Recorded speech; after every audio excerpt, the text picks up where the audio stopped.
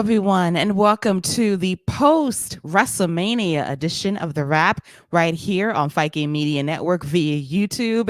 It is the Raw after WrestleMania, the most important Raw of the year, and we're back here for our third live stream in a row, breaking our own record to wrap up a very special WrestleMania weekend. I'm Keila Cash, and by my side, as always, is my co-captain, my right hand, the sometimes advocate for the rapidly improving Von Wagner. I bring to you back to the Wrap as always, one more night, fresh as a baby face. Before he retires this moniker for the next year, I bring to you the one and only WrestleMania Scott Young. Hello, WrestleMania Scott. Thank you for having me, Keila. As always, it's a pleasure to chop it up and talk all things WWE. Third night in a row, third good show in a row. Dare I might say this might have been on par with night one of WrestleMania, but this was a great follow-up, a great main event to cap it all off with. And as we'll talk about, I just thought a lot of the little things that they did throughout this show made it feel just a bit more special than normal. Yes, I think this was very indicative of the Triple H era kicking off officially via this episode of Monday Night Raw, a very special event going down live from a sold out Philadelphia, Pennsylvania. Another record breaking gate on top of the record they broke just last week in Brooklyn. They had a record gate for SmackDown this past Friday as well. Strong ratings for SmackDown going up against the most watched women's basketball game ever until yesterday, which was the most watched women's basketball game. And not only that, the most watched basketball game, period, whether it's NCAA, the women's, the men's tournament championship, or the NBA in the last 5 or so years. That is absolutely insane. And for WWE to hold their own against some very stiff competition is very impressive. Yeah, it just goes to show, it's probably a lot of people like me, multiple TVs. You had one screen for the game, got to watch Caitlyn, and then one screen for SmackDown. So I think it just, and same thing tonight. Multiple screens, had the national championship on one, then had Raw on the other one. So I'm sure you had a lot of that going on. But it just goes to show when you have people, wrestlers, stories, titles, when you have things that people care about and they want to see, and it's almost can't miss right now. Like, they are on a hot streak, and going into this now to these international PLEs, I think they're going to continue this and keep building off of this. Definitely. And a lot of international shows coming up for WWE. There is one domestic PLE going down in Cleveland for SummerSlam. But otherwise, every show this spring and summer for a PLE is outside of the United States of America. So it's really a global event for WWE, going here, there, everywhere to promote the company. And as we found out during the last week of April, Scott, we're going to have the 2024 WWE draft. Before we get into tonight's episode of Monday Night Raw, how do you foresee the format of the draft going? Since this is a new day in WWE, I think that the presentation is going to be way more sports-like, akin to maybe the NFL draft, maybe the NBA draft, but I think it's going to be more professional and sports presentation versus the sports entertainment of it all by WWE in years past. Yeah, I wouldn't be surprised to see some war rooms with each GM having some people having teams ready for them. And, when somebody gets drafted, you can maybe show a clip of them being upset about it. And I could definitely see them doing more like that. NXT being involved. I hope that they're really involved and we see some main roster people move down for a while. We've seen it do wonders for Baron Corbin. Natalia's done fine down there.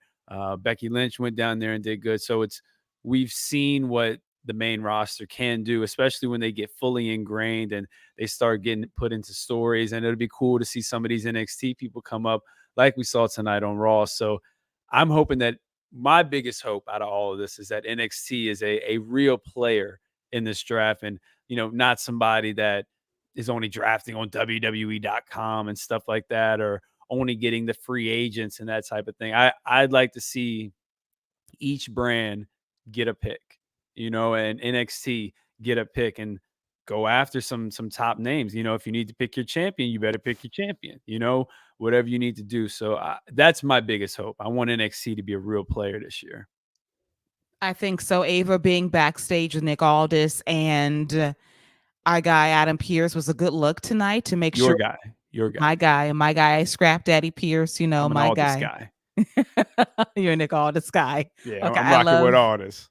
I love me some Scrap Daddy Pierce. So I like that she was on equal footing with those guys backstage, having those preliminary discussions about how the draft is going to go. And I hope that NXT is a player and that it is somewhere that you could go to, get a new leash on your career. It has worked wonders for Baron Corbin. We've said that repeatedly on this show as of late. So I do love the prospect of people getting called down to NXT and getting called up from NXT as well. We saw some surprises via several NXT champions that showed up during the Raw after WrestleMania, and I'm digging the draft. The one thing I would love to see incorporated would be each brand being on the clock and having that countdown clock and then saying the pick is in. I would love that thread added into the draft.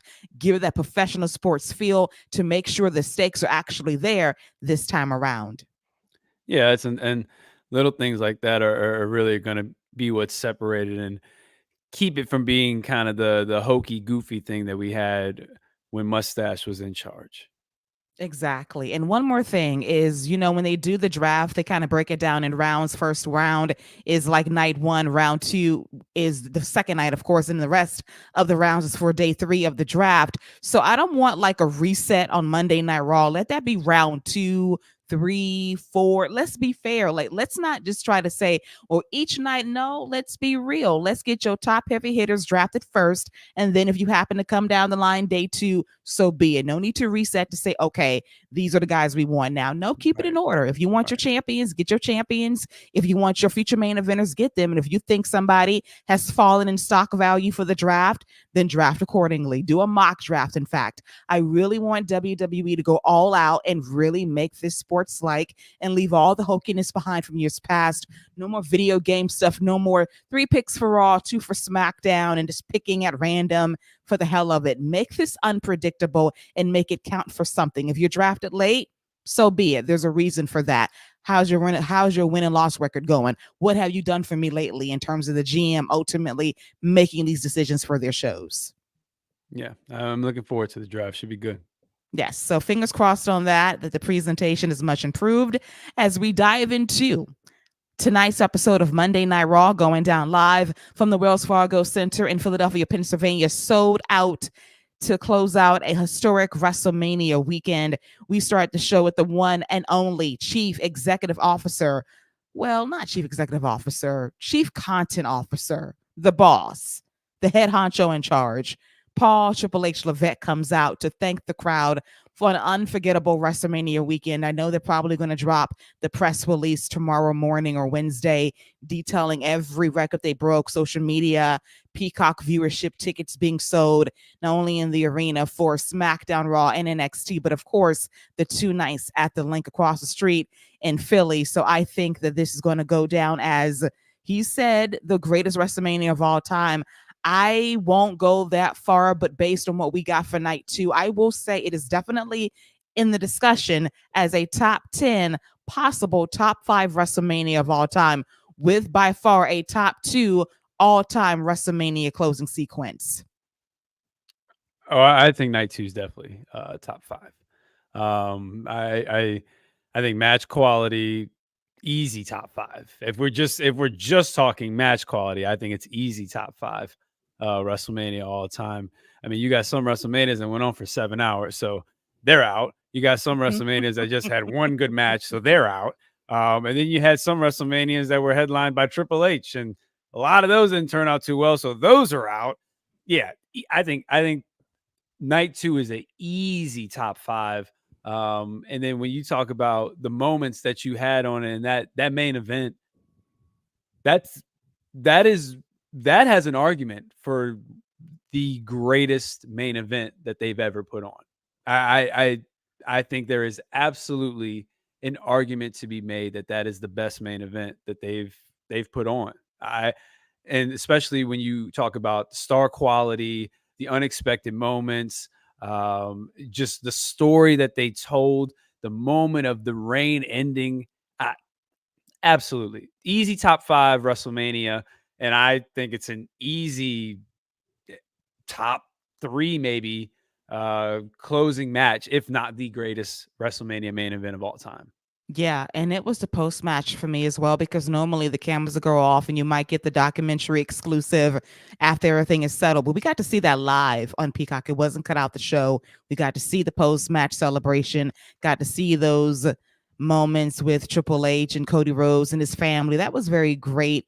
And it really pushed that main event over the top to make this quite possibly the best WrestleMania main event ever. I would go that far and possibly say that. I got to kind of go back in my Rolodex and kind of go back through the WrestleManias. I've seen a lot in my time, and there have been some great ones. There's been some stinkers. And as you said, Triple H has been a part of some slow ass WrestleMania main events that overstay their welcome. But ultimately, I think this one would definitely go down in history as one of the greatest of all time when it's all said and done.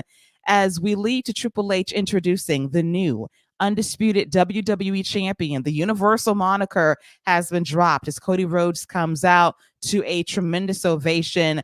Another embrace for Paul Levesque and Cody Rhodes. And then we get this amazing video package that was put together by the crew in Connecticut post WrestleMania. And the turnaround work they do is incredible. They had the song Rise Up Audra Day, and it was 3 minutes. It was beautiful. It was touching. You saw the reactions from Cody. And it was funny because, due to the house being oversold, they had to do the shrunk down set for Raw and SmackDown and NXT, no big old Jumbotron. So they had these teeny monitors for people to see some of it. If he had the big screen, it was up on there as well. But Cody had the little monitor to kind of see the video for himself. Beautifully done. He got very emotional about what he was seeing.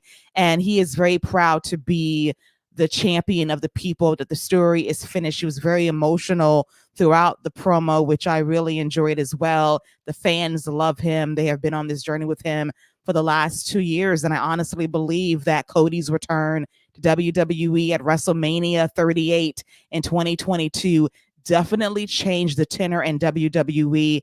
Yes, the mustache was still there, but you could feel there was going to be a shift for WWE, for better or for worse. And it felt like it was for the better. They still have some ways to go to completely remove themselves from that man.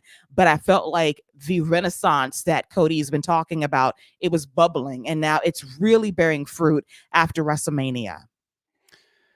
Yeah, this is it's been building for a while.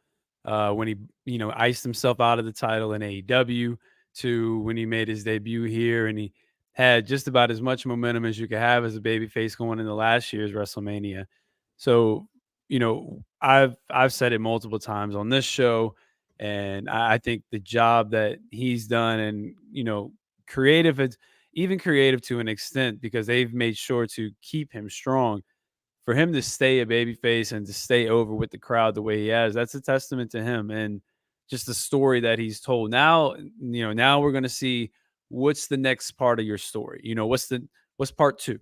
That was part 1. That was the end of that story. Now we're going to go to your next book. So how does this next book go? What's your follow up? But as far as where we are right now, he had a great moment. The crowd was all about him. Looks good with the title. Has looks like a champion, feels like a champion, feels like the face of this company. There's a reason Roman was smiling as he got pinned. So this was a great moment. Yes, and greater respect from the fans as well, thanking Roman for 3.5 years of an amazing run as champion. I think that we will look back and say the Bloodline run for Roman is the most prolific thing he's ever done in WWE, and quite frankly, one of the best stories WWE has ever told. For 3 years, it got a lot of people over in the process. Sami Zayn is IC champion for a reason, dating back to his work in the Bloodline a couple of years ago, building up to last year's WrestleMania, and then having then having a nice bounce back via his victory over Gunther. So he's made a lot of people along the way. Jay, Jimmy, and now Cody's been made by this. The smile on his face was everything. And then even more so, there's been a lot of footage coming out from WrestleMania from fans that noted that when Roman is walking up the ramp, you could see the people that was here for Cody running down and not acknowledging Roman. And then when he got up to the top of that ramp, you saw him and Paul Heyman have that emotional embrace, because I felt like after 3.5 years going on 4, a weight has been lifted off his shoulders. That after much teasing and what could have been last year, like it felt like this year, the pivot they had to do due to the people was right. And now he can rest. And now his next story begins. And we know where that's going to go ultimately. And I do feel in the next couple of years, he will go from villain to a beloved baby face with a badassery to match. Yeah, babyface is definitely the end goal for Roman. Yes, for sure. So after Cody, talks about being the new champion, ready for newcomers to come for that championship, we get The Rock's music hitting a surprise in Philadelphia. He comes out to his music, and the fans do not let this guy get a word in edgewise. They boo him every time he raises the microphone to his lips. And eventually he is trying to congratulate Cody for getting the job done, finishing his story despite the blood that was shed, the ass whoopings he took courtesy of himself and The Rock, that despite all odds, he walked out of WrestleMania, the undisputed WWE champion.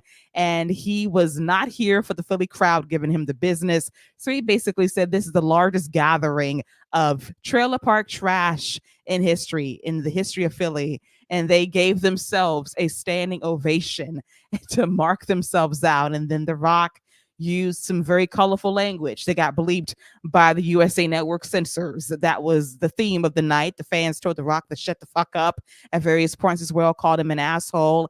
But he was very complimentary of Cody. He says that your story is ending with Roman, but our story is just beginning. Then it got a little awkward because The Rock has his People Championship given to him by the widow of Muhammad Ali at the Hall of Fame ceremony this past Friday night on Peacock. And he says, "Oh, I really like that championship around your shoulder, Cody. Can I hold it?" And then Cody says, "Only if I get to hold only if I get to hold your people's championship belt." Then they had a very awkward championship belt exchange that the fans chanted, "This is awkward." Scott, your take on this part of the 45-minute opener to Monday Night Raw? My first thought was when I heard "You can hold mine if I can hold yours" was pause, because that was crazy. Um, Outside of that, I kind of like I kind of liked what Rock was doing. The idea, the concept. I think the concept was really good. Let me see that title real quick. I've never rocked with that title. Let me hold that. Let me see how it looks on me, so you can see how it looks on me, so you can get an image into your future. Like that was the idea, the concept. And instead we got the beginning of essentially a gay porn. So, I mean that's essentially what it was. You can hold mine if I can hold yours. Your wife's not home, right? That's essentially what Brandy's not home, right? That's essentially what I heard. Go get the belt. Yeah, so that's where I was at. The concept was great. I thought the concept was really good of The Rock just acting all nice, giving him these compliments, and then taking the belt and holding the belt and putting it over his shoulder like that, just so he can see him holding his title. I thought that part was good. How we got there was just a major pause. That was definitely a choice for sure. And he says, "I like how it feels. It looks good on me." And like you said, it's a mirror Pause. to the wording was definitely a choice. I mean, I'm just saying, the wording was like, you can hold mine if I can hold yours. Oh, I like how it feels on my shoulder. What are we talking about, Dwayne? What are we talking about? It feels good. It feels right. Like this is meant to be, like this is a mirror into your future. So like, okay, I'm going to give it back to you now. And then they exchange belts back to each other. And, The Rock tells the people, you know what? The Rock's got to go away for a while.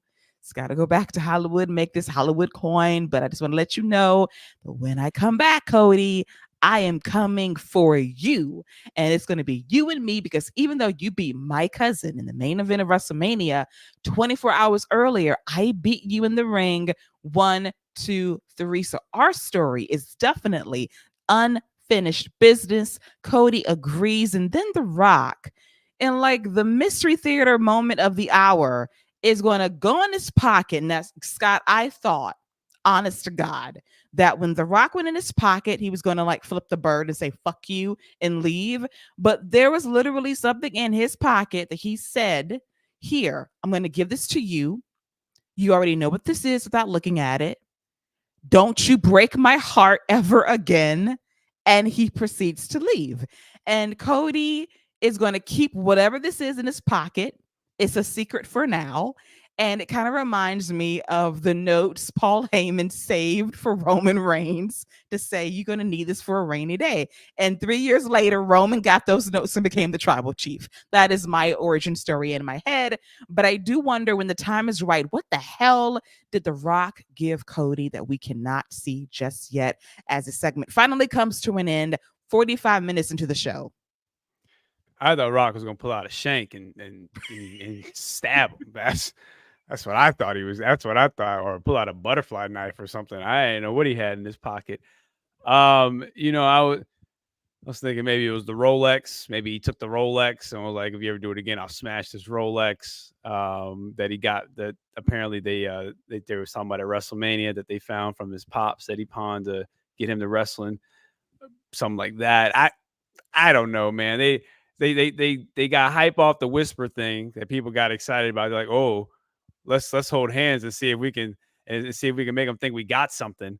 They ain't got nothing. They don't know what they got. They that's why The Rock said, I'll be back, because we ain't gonna find out till he come back. Think about all that time they got to think about what he got. All that time. They ain't slick. This is not y'all not slick. We know what the game is, man. But I have no idea what it could possibly be, especially with the "Don't break my heart again." I'm assuming that's him talking about the family. So maybe a Hall of Fame ring or something like that. I don't know. But we will find out around SummerSlam. Definitely. I think we're going to revisit that when The Rock is free from his commitments. He's got like a movie to do, then a live action Moana. A24. Yes, he is busy. So hopefully he makes some time, during SummerSlam if he's available. But he says, I'll be back. And I did love the exchange about how The Rock says, I'm your boss, but Cody says, I'm your champion. I'm their champion and I'm your champion, by the way. So in fact, you got to acknowledge me as well. So I like that. I think The Rock proved he can still go in the ring. He was very good in that main event at WrestleMania. He didn't get gassed up. He was in great condition. So I think that he and Cody, when the time comes, will have a very good match. Very interesting that this has been leapfrogged over the tribal chief and the final boss for now. Like The Rock says, oh, I see dollar signs with Cody. I'll go back to my cousin later. And I think that's great strategy. If he can get some matches going in the next couple of years, get that rust off, and then ultimately circle back to Roman, sound strategy. It will be probably the way to ultimately end his career on a high. Yeah, and he's doing great work. He'll get a great reaction. He'll pop a rating. And like you said, he looked good in the ring. Cody's the type of guy, his style fits what The Rock can do. They can work a real good match. Cody can create the movement. He's got the high impact moves that The Rock can take to where, Rock's more methodical offense will work really well when Cody starts to make that fiery babyface. So they'll have a good singles match. And after Cody beats him, I could see Roman coming back and just kind of looking down on him like, see, it ain't easy, huh? It ain't that easy, is it? So yeah, this SummerSlam is going to be very interesting as far as Cody's direction and which one of these Samoan gods that he'll be facing off with. Indeed, very much so. So looking forward to that as we wrap up the very first segment of Monday Night Raw that went a whopping hour. Well, listen, we spent some time. Well, we had some time on the clock. It ended 45 minutes into the first hour. And then we went immediately into Shinsuke Nakamura versus NXT champion Ilya Dragunov. And he will be a part of the 2024 WWE draft later this month. So he is draft eligible, and I foresee him possibly being moved to Monday Night Raw if Gunther does not move, because that would be a match I would love to see on a big grand stage with a bunch of people. That is very possible. This was basically a showcase match for Ilya Dragunov to showcase how great he is. Just a morsel size for the Philly crowd. Got the win via the H-bomb and Torpedo Moscow, as Shinsuke Nakamura just was there to take the hits at some moments here and there, but the outcome for Dragunov was never in doubt. Yeah, this is one of those little things. This is how you showcase your champions and get people to tune into Tuesday nights. You give them a big match, and Shinsuke's not somebody who has been losing to just anybody. Like he wins the matches he's supposed to win, and he's losing to top guys. So this is a big match as far as a Monday Night Raw viewer who's not watching NXT. They're going to see that as, oh, he ran through Shinsuke. Let's not forget Shinsuke had two good matches with Seth Rollins, and he's been used really a good match with Sami Zayn. So he's been used as a way to elevate the top baby faces. So this was a really good showcase. Dragonov's got just great offensive fire, and the crowd was completely with them. Great reaction, which absolutely always helps. So I look forward to whenever he is going to be drafted. Yes, and under the Paul Levesque administration, he will be booked and protected for sure. We had this discussion about a year ago, and I said, yeah, he has a shot. If Triple H is going to be having full autonomy over creative, he has a shot. Now that is the case, he definitely has a shot to make it because, there's not going to be an issue of size and, the accent. It's going to be him being over because of how great he is, and he'll get over because of that in due time. It worked for Gunther. It will work for Dragunov as well. So build that around them, and you got a bright future in WWE, no doubt about it. As we get to officially our second hour of Monday Night Raw, it was a Judgment Day celebration as we have a brand new World Heavyweight Champion. But first, we got Mommy introduced as she retained her championship against Becky Lynch. Rhea Ripley comes out to a great ovation as we get the introduction of the brand new World Heavyweight Champion, Damian Priest, looking extra sharp. New theme music, by the way, gets a pop from the crowd, and the crowd acknowledges Judgment Day. Now, I will say this, I saw this on Twitter earlier in the day, that despite the OG Judgment Day flopping because it was kind of dumb in terms of concept and execution, Edge did handpick Priest and Ripley, and look at them now. They're holding the two major singles championships on Monday Night Raw 2 years later. Yeah, and this ad definitely keeps the group strong. And I think Damian Priest has. I've said it. I called him the MVP when we were giving out our awards. I think he's been WWE's unsung hero all year. You think about the year he's had. He was the guy they had the match with Bad Bunny. And the big match that everybody talks about, the interest. It was Damian Priest that he had that great match with. It's Damian Priest that they gave that Money in the Bank briefcase to and let him hold all this time. It's been Damian Priest who's been in all these main events. It was Damian Priest that got the singles match versus Cody Rhodes in Saudi Arabia. Not just anybody's getting a singles match versus Cody Rhodes on a PLE. That was Damian Priest. Carrying the tag division with the Judgment Day. That was Damian Priest. He's been doing this. He's been not carrying. He's been a essential cog in Monday Night Raw all year. All year he's been doing this. Like, he has been the guy, and now he gets an opportunity to get the keys. He's been in the car the whole time. Waiting on somebody just to go to sleep so he could drive. And now he got his opportunity to take that wheel.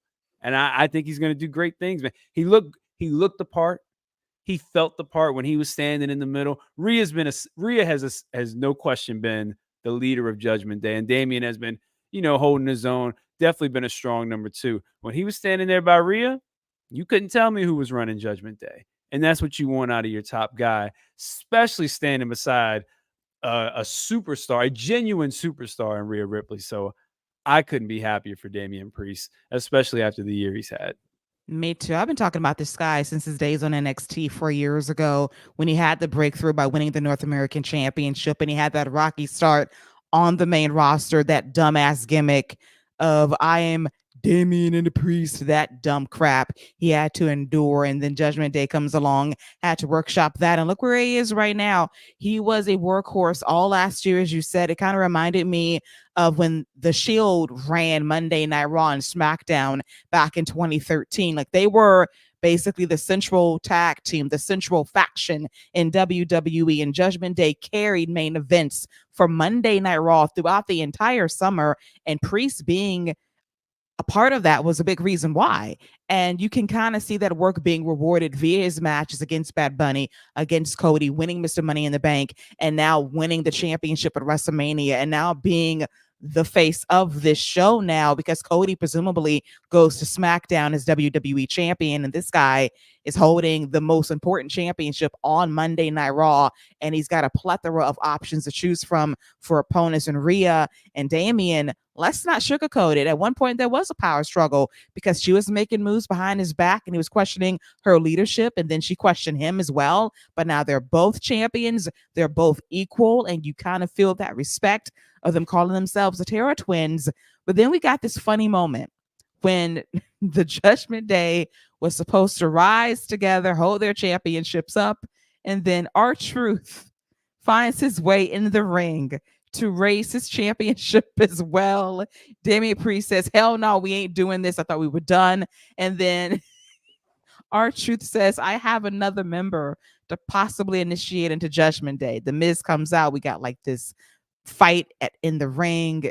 The awesome truth is getting jumped on, and then we get this 3-on-2 handicap match. Well, hold on. But let me.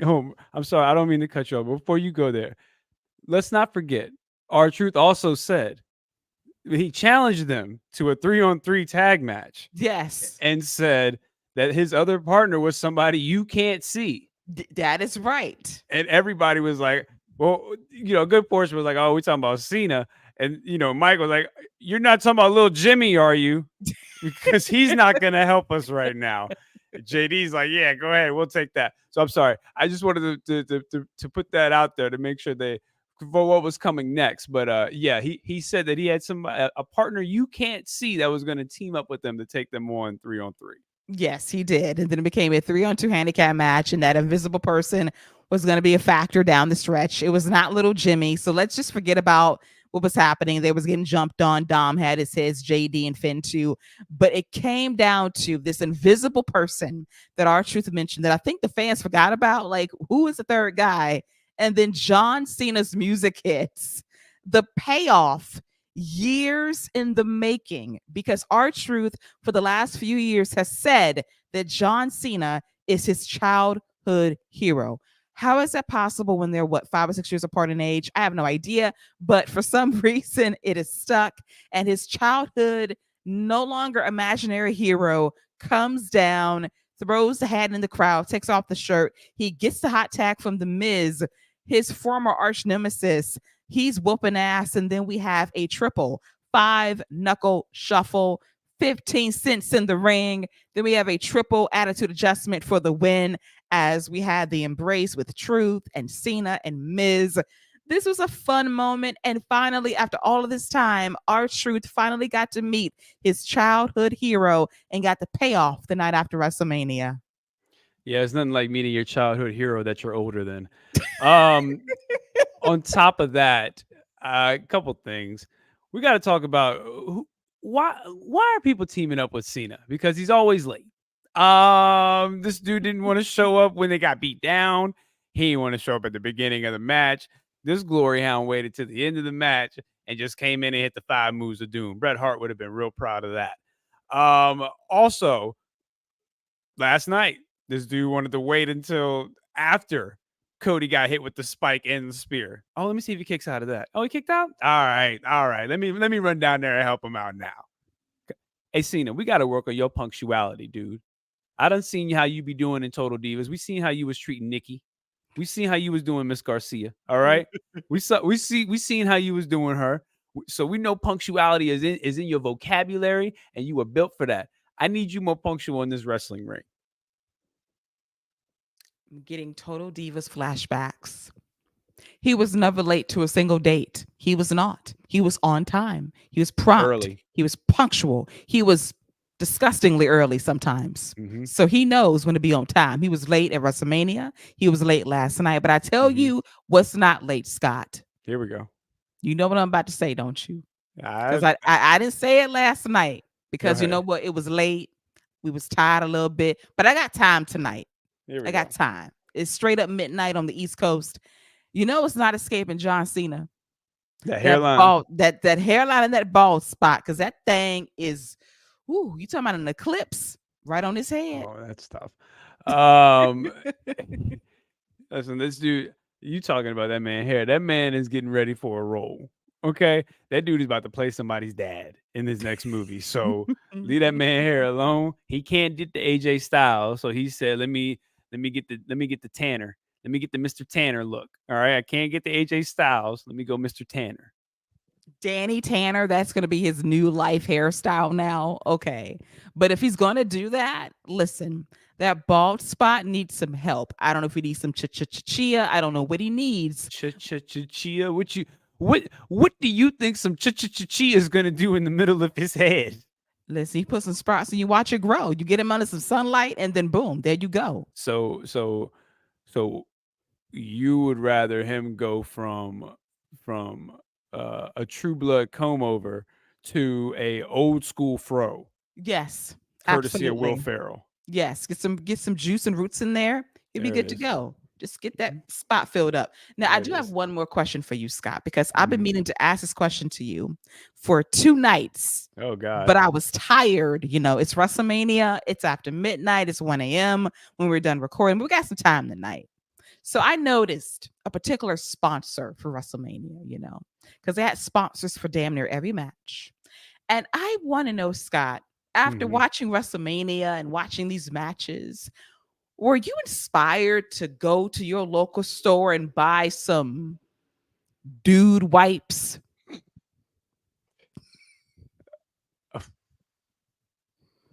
Well, I can tell you who got that sponsorship. It was probably Dwayne the Rock Johnson when he's writing lines like, "If you hold yours, I'll hold mine." Let me sponsored by Dude Wipes. Um, no, I wasn't, but I noticed that, and you know, get your money. Get your money. Men use them. I've used them. Better than toilet paper. I'll give you that. No doubt about it. I'm not one to really walk in with my fanny pack full of dude wipes though. So it's not like it's something I really keep on hand like that. So I don't know if the sponsorship is gonna make me go get some. But get your money. I'll hold yours if you hold mine. Brought to you by Dude Wipes. They need to get you in the room.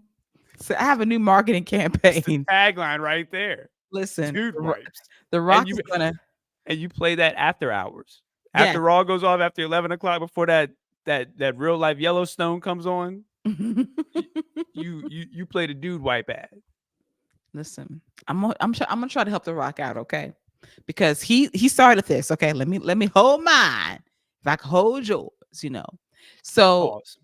but I'm just saying. But No, you're think right, but about that it. he big pause though. It's just a big pause, just a crazy statement. I let you hold mine if I can hold yours. But he got this new like what cosmetics line, Papa Tui. So if it don't work out, Rock, you need to merge with Dude Wipes. And then if you put Papa Tui and Dude Wipes together, that's gonna be like a match made in heaven. You could make wipes for women to wipe off their makeup, right? Yes, yes. Yeah, there's definitely a market there. So for sure. Yes, yes. We spent way too much time talking about dew wipes, but I cannot let this weekend go by without mentioning that sponsor that came out of nowhere during WrestleMania 40 weekend. As we get to now, our next match, which was Indy Hartwell, the former NXT champion, women's last year, going up against the new NXT women's champion, Roxanne Perez. And this match was all right. The long story short of it all was Candice LeRae is on this hill streak trying to encourage Indy to cheat, but any means necessary, and Indy doesn't want to do it. And so therefore, Roxanne is not above cheating, breaks the ice, his pop rocks for the victory, and Candice continues to be disappointed in Indy Hartwell, and that will lead to a split down the road, which I'm fine with. Candice LeRae being a heel, it's different. Try to get her over. She's so talented, but nothing she has really done thus far in the ring has resonated. So when that doesn't work, you got to go to the character to see what you can do. And she's got the mean streak to go there, but she needs to be heated up in order to pull that off in the long run. But an Indy Hartwell feud, I don't know. Oh, I don't even think we're getting a feud. I think that's done. So she ran through her tomorrow night or on NXT. She's facing off against the twins and Natalia. So she'll run through her, and then we'll see who she's got for the her next defense.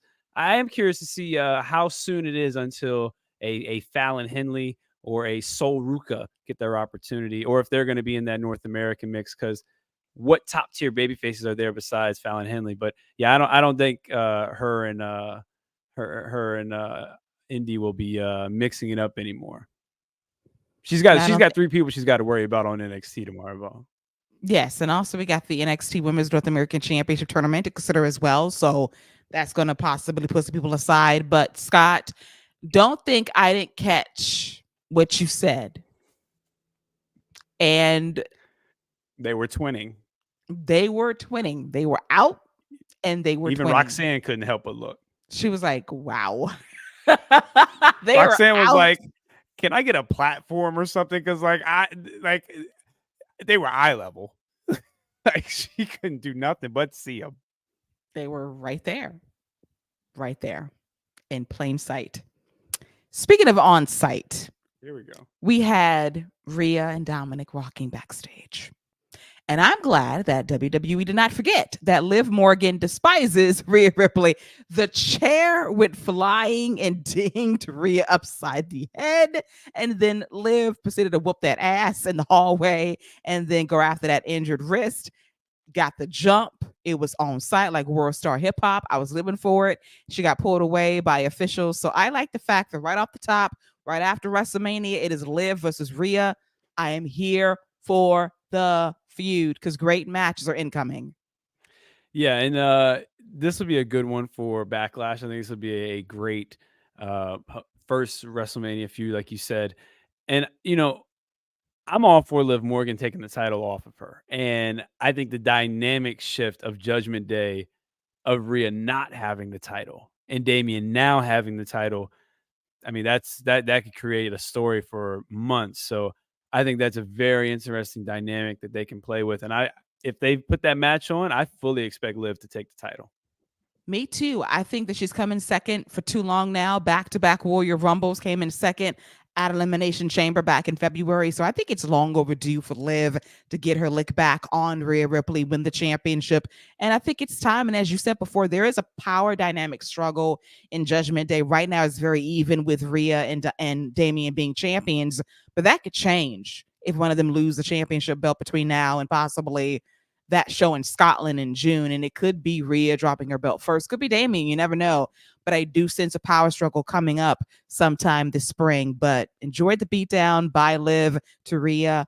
Reignites her rivalry post WrestleMania season. Love that for them. As we get to the great camera shot, because I kind of jumped ahead. So before we got the Indy Hartwell match with Roxanne Perez, we got this crazy camera angle as Dom pushed the cameraman into the shot, which was sick. Love that steady shot back into the ringside area for that match. Perfection. Then we get brand new Intercontinental Champion Sami Zayn coming out. He's got his Yo Adrian shirt, but it's his wife's name instead because she was there for him during WrestleMania weekend, gave him that encouragement to be Gunther to become the new IC champion. Cuts a great babyface promo. The fans love him. And then he wants to bring out somebody that really helped him win this championship, Chad Gable, but Imperium comes out instead via Ludwig Kaiser and Giovanni Vinci. And eventually Chad Gable comes out. We have an attack, leads to attack, 2 match, very good, goes a couple of segments. Love the camera work throughout this match. And ultimately it comes down to the babyfaces getting the win and Sami Zayn vowing to give Chad Gable the first crack at his championship next Monday in Montreal, Quebec, Canada, Sammy's home country. It is going to be a special atmosphere for what should be a very good, if not great match next Monday night on Raw. And an even better heel turn after Sammy beats Chad and they hug and they hold each other's arms up and Sammy's celebrating and then Chad grabs him off the middle rope and hits him with a German suplex. I think it'll be great. And this was a nice segment. This was the third time we got a "You Deserve It" chant. Third new champion in the ring to celebrate. Woo! Got to get a new chant. Got to change it up. You've earned it. You've earned it. Something. We're happy for you. Got to change it up. But this is good. Chad Gable coming out. Tag team match was fine. No Gunther. Let Gunther, rest up, relax, chill. That dude probably cheesing at home with the wife. He been on cloud nine. He like, yeah, go ahead. Go ahead, guys. I'll take the night off. You, Trips, you need me? I'm good. I'll just stay home. I'm good. I worked hard. So Sammy, first feud will be Chad. He'll run through him next week. Then Chad will turn, and I think that'll be until I think SummerSlam will be the culmination of that. And I could see Chad taking the title off of him. Very possible. And I also predict a heel turn as well, because sometimes hometown homecomings don't go well. And I think Chad is due for a heel turn, get that mean streak going. He has a reason to go off. So I expect the major twist next Monday in Montreal. Should be a great match before the ultimate turn by Chad if it goes the way we think it's going to go next Monday night. The next match we had was the match that we thought wasn't going to happen due to time constraints, but we did get it. It was Chelsea Green versus Jade Cargill. It was Boot, Jaded, the end. Jade stands tall, superstar that she is. Not much to it. This is exactly what it should be. This is how she should be presented. She should just be mowing through people until she gets her first test, and essentially she should get the build like Goldberg, Braun Strowman. You are retooling. This is a brand new audience. You just let her run through everybody in the lower. You can run through Chelsea Green 3 or 4 weeks and get 3 or 4 different type of reactions, matches, and Jade hitting the same move, and you can get a lot of mileage out of Chelsea Green and Jade Cargill. So I think this would be a perfect first feud for Jade, especially her coming in as a babyface. For sure. Jade is over right now. The presentations, everything, the fans pop for her because they view her as a big time star. And Chelsea Green is one of the best character workers in WWE today. I adore her, and she knows exactly what she needs to do to get over, and that is getting her ass kicked right now by Jade Cargill. Hopefully, for the next few weeks in a row, because she was basically saying, "Can we cancel this match? I don't want it after all. I didn't know I was having this match against Jade, but all in all, it was a nice showcase match for Jade. Very thankful it did not get cut from the show." As we segue to our main event of Monday Night Raw, it was a fatal 4-way match with the winner facing Damian Priest for the World Heavyweight Championship. Drew McIntyre came out first. He was very angry because for 5 minutes and some change at last night's WrestleMania, he was on top of the world as the new World Heavyweight Champion. And then he talked about how he and Seth Rollins are warriors. There was respect there. And Damian Priest tarnished that by cashing in the Money in the Bank briefcase, because Drew's been cashing twice now and he hates it.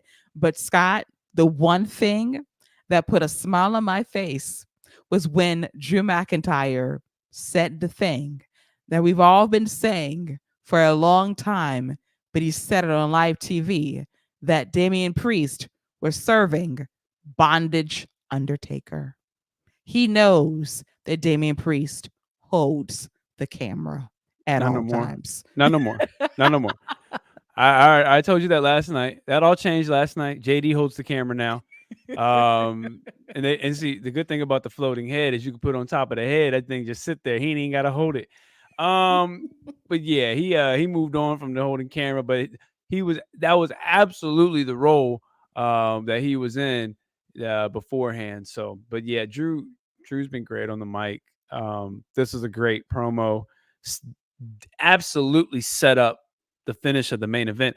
And also, one other thing, let's not forget that the Celtic Warrior is coming back soon, which is also a good sight because love his matches. Yes, we got the Sheamus promo. He's returning. Dragunov, Sheamus. That's a great one. Is possible. That's honestly, that's one where if you don't have any like big time plans for either of them, I'd save that for Clash. Oh, sure. For sure. Save that in the reserves for that show. Don't blow it on a random Monday Night Raw when nobody would care. It's got to get built up properly. And those two guys going to rip each other apart. International crowd in Scotland's going to love it. So let's go there. I'm here for it. So as Drew is salty, blaming CM Punk for his downfall too. We have a fatal 4-way match also involving Ricochet, Bronson Reed. In main event, Jey Uso. The winner faces Damian Priest for a shot at the World Heavyweight Championship at a date to be determined. This is a really fun fatal four-way match. All four guys showed out.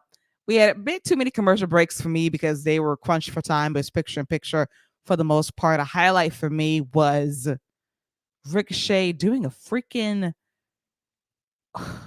shooting star press to Springboard Bronson. 450. Springboard I take that back. Yeah, springboard 450 to Bronson Reed through the Spanish announce table. Sick. Thing of beauty. And one little thing I do want to add on top of that before you continue is the little things I talked about that made this Raw feel different and kind of have been a theme. Everybody in this match won the night before, or won on Friday Night SmackDown. In Bronson Reed's case, run the Andre the Giant. So winning means something. Even Drew McIntyre, he won the match. He got cashed in on, but he won the match. Ricochet, so like he won the Monday Night Raw beforehand. Like so, these people are winning their matches. They're not just randomly thrown in there. Jey Uso won his match, so I love that little aspect of it that you had the four winners go in there for a shot at Damian Priest. Made sense. Wins and losses should matter, absolutely. And it was the winner's choice, basically. Everybody won. Ricochet had the most wins heading into this match. He was on a streak, so he was very deserving of this spot. And he still has an opportunity to get something because he didn't get pinned. He took himself out by way of that 450 splash to Bronson Reed through the announce table. It was down to two guys who was mobile via Drew McIntyre and Jey Uso. And Drew had the match won. He had Jey in position for the Claymore. And then, like a whack-a-mole, CM Punk pops his head up, holds Drew's legs. He has this evil look on his face, like, I got you again. And then Jey super kicks Drew McIntyre. He spears him, splashes him, and gets the W to become the number one contender for Damian Priest's World Heavyweight Championship. And Drew McIntyre fucked around and found out again. He's learning lessons, Scott, that when you run your mouth over and over and over again, you think that you won't get got. CM Punk has made that man's life miserable 2 nights in a row, and I am loving it. Yeah, a lot to unpack here with the end of this match. CM Punk, the look on his face, the smile, the look of, yeah, I did that. Real proud of myself too. Pat on the back. And the obsession that Drew McIntyre has with CM Punk, it's that match whenever we get it is going to be electric. SummerSlam, if we get the card that we could potentially get, Cody Rock, CM Punk, Drew McIntyre, Roman Rollins potentially. Like if we get the card that we could potentially get, like that SummerSlam could be loaded. But that Punk Drew McIntyre match, this is how you build a match with a guy who's on the shelf, who can't get active. And let's also remember CM Punk did not have his brace on also tonight, which I thought was very interesting. The match was great. I thought the Fatal 4-Way was great. Bronson Reed excels in these multi-man matches where he can just barge through people and be dominant. He was a part of a triple super kick spot. Then they double super kicked him. He's tossing people around. Drew McIntyre tried to pull him off the top. He jumping off the apron. The multi-man matches where he can bounce around and just pinball off people, he excels. And then the finish, the last two of Drew McIntyre and Jey Uso, you mentioned it. That is kind of essentially where the origin of this dark side Drew McIntyre has gone on started with Jey Uso. So and for him to lose to Jey Uso of all people, somebody else in the bloodline, like, again, little things, like those little things matter. And now Jey Uso, arguably the most over babyface on Monday Night Raw outside of Cody Rhodes, is going to go to Damian Priest, who's going to get a huge victory over a big time babyface. Like all of this works, makes sense, and everybody gets something out of it. I just thought this main event was almost perfect in every sense of every master that it needed to serve. And the little stories told in between, the subtleties in those stories being told, as you mentioned, Jay and Drew McIntyre's history, that Drew hated Jay from the moment he arrived on Monday Night Raw. Like, how dare you, Cody, give this guy another chance after what he's done to me personally? And so for Jay to pin him by an assist courtesy of CM Punk, it makes Right. Drew's life extra miserable. So I Right. love it. Like, the storytelling is there, the subtleties of how they tell these stories are there. The follow through is everything. The camera work is exceptional. The match layout was great. Everybody had a chance to shine. The match was logically booked in terms of who needed to be in it and how it needed to end. And they are building for so many things over the next 3 to 4 PLEs. And it's so exciting to see this focus in the main event scene, that any one of these guys are viable and that the draft is going to benefit so many people, that it's not going to be like, oh, we're going to keep it the same old, same old. I do sense a seismic shakeup this year that's going to kind of adhere to the draft rules for the most part. And I think that we're seeing the groundwork for what should be a very special summer for WWE. We saw peaks of that last year, but with Paul Levesque fully in charge, you're not gonna see a WrestleMania lull. They're moving full steam ahead. They want to stay hot, and this is the way to do it, via main events like this that are booked very strategically and smart. That gives people a reason to care for what happens next week and beyond. Yeah, and like I said, another thing, I just think they've done a great job with CM Punk, keeping him relevant, not overexposing him, keeping him, like tonight, that was a bit of a surprise, and keeping the feud going while still giving Drew McIntyre plenty to do while he waits for CM Punk to heal up. Like, I just love a lot of what they're doing right now. It's not perfect, but what they're doing right now is working really well, especially with the top tier stories. They've got stories in the middle. When you had a champion like Gunther who makes the IC title important, now it makes everything that Sami Zayn's doing important and elevates Chad Gable, who's going to get that shot at the title. It makes that entire mid card. It doesn't even feel mid card now. It makes that just feel main event level. That can close out any show as well. So love what they got going on. Very excited for the future and the summer that they got. And I think this entire WrestleMania weekend, starting with SmackDown, has been a major success. Really exceptional weekend for WWE, culminating via Monday Night Raw, the Raw after WrestleMania. Way better than last year's show, Oh yeah. for sure, because that was a bit, what the fuck was that?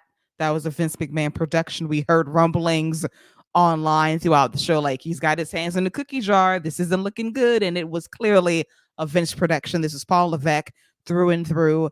I really enjoyed this show. And for CM Punk, as you mentioned, no brace on the right arm. He talked to Ariel Hawani last Monday in that unforgettable MMA Hour interview. He says that basically WWE is protecting him from himself because it's not a very serious injury, but they're protecting him from further harm. So I As they think he, should. as they should. So I think he could be very well be back in time for Clash at the Castle for some physicality with Drew. Not a match, but definitely a fight. Yeah, and it's something we talked about. I would hate for Drew to, you know, I I'm kind of torn, right? Because part of me would love for Drew to get that moment. It's not quite the same as where he had it last, but for him to get that moment in his hometown that he didn't have with Roman, and to get that title, because I do think he's going to get a run, and him it's versus CM Punk for the title is the match. Though, though it don't need the title, it definitely doesn't need the title. So, and that's what I mean by just having so much wealth and options and things you can do, like, and this is just the men's side of things. Like, this is just the men's side of things. We ain't even talked about when Jade Cargill starts really mixing it up. We ain't even talked about what's next on tap for Naomi, or what's next on tap for Bailey. Like, there's just they're in a very good spot, and I'm a bit more optimistic than I would have been in the past. Like, in the past, I'd have been like, yeah, we're in a good spot now. A couple months, something they're going to screw something up, and we'll be back to where we started. But I'm very optimistic at where we could be in 2 to 3 months come Clash or come SummerSlam. So exciting times, man. I thoroughly enjoyed Monday Night Raw tonight. Me too. And one thing of note, anybody that Aldis and Pierce signed should not be draft eligible. No, I like that. I like that little line that Aldis threw in there. Man, I appreciate all that hard work you did of, bringing him in. I appreciate that because now all I gotta do is just draft him. That's Thank you. cold. That is Love it. cold. Love it. That's how you're supposed. That's how it should be. That's how the GM should be to each other. It should be a grimy, dirty game. Thank you. Thank you, man. You did all that. Great contract. Let me get him. Let me snatch him up number 3. Love it. I love that. That was a great little touch. We need to know how these decisions are made. He just can't snatch them up. We got to know, how are these decisions coming about. We'll see, because I have dream matches. I'm still wanting Tiffany and Bianca. I still need that in my life. I love to see Tiffany and Jade at one point as well. I would love to see Tiffany and Bailey. These are options for the summer. So I need some things to stay put, to keep it real, but we'll see about it. But yeah, I'm looking forward to the draft. That was grimy by Aldis. We need some rules set in stone. How do you make that decision? That's all I'm going to say. Lay out the draft rules.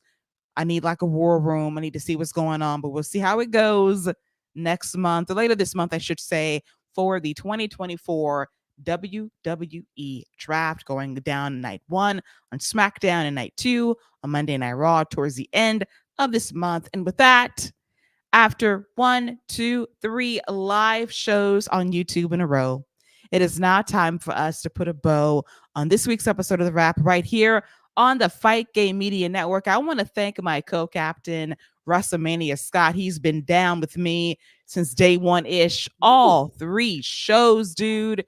It's in the books. We can rest. Our next live show won't be until a very long time from now, but I enjoyed running it back 3 days with you, recapping an unforgettable WrestleMania weekend.